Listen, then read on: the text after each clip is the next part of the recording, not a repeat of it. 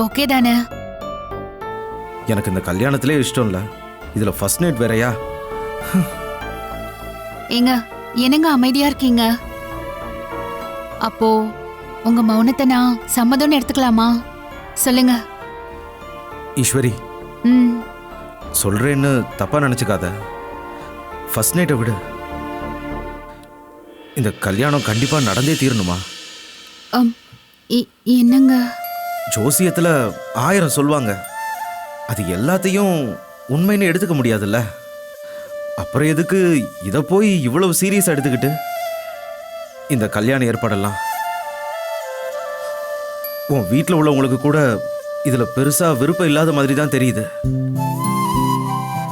நீ சொன்ன ஒரே காரணத்துக்காக தான் அவங்களும் இதுக்கு சரின்னு சொல்லியிருக்காங்க. அதனால இந்த 2வது கல்யாணம்லாம் வேண்டாமே.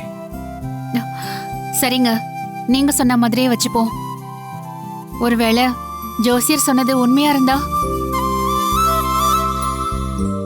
உங்களுக்கு இன்னொரு தடவை கல்யாணம் நடக்கும்னு எழுதியிருந்தா